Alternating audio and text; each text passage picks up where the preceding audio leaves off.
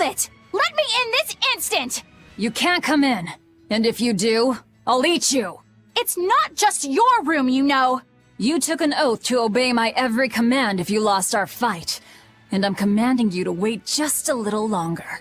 What are you doing out here in the hall?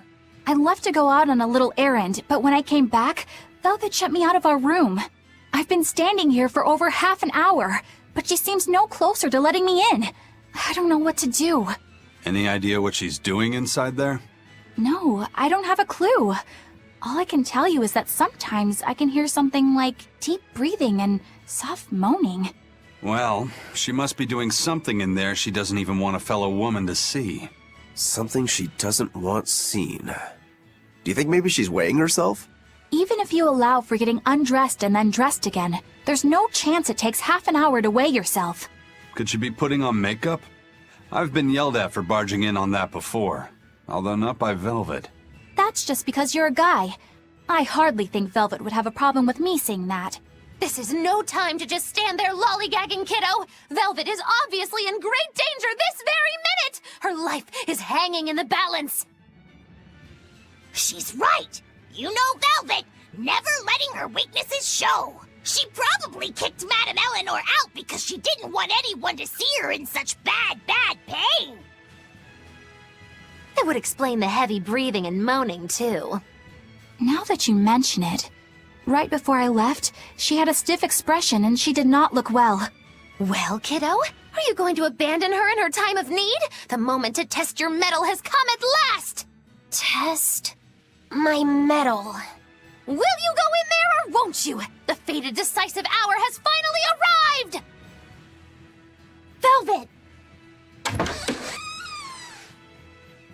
What is it, V? Huh? Well, I thought you might die. So I... Seriously? A little cleaning isn't gonna kill me. But you were looking pale, and we could hear you breathing strangely and making weird sounds. I don't think I was breathing strangely. Then what was that noise? It sounded like... When you're cleaning glass, you breathe on it first, don't you? Then what about the moaning? The inn has this room cleaned regularly, but they missed a lot of the details. When I looked at the cups, I saw they still had tea stains from whoever drank out of it last. That's enough to make anybody moan in disappointment. Oh, I see. But if you told me you were cleaning the room, I would have offered to help, you know. Everyone has their own unique way of cleaning things, so in the end it's just faster to do it myself. My sister had her own ways, and I'm sure you do too, right? Yeah, I guess so. Anyway, I'm finished so you can come back in again. Whew, what a relief to have that all done.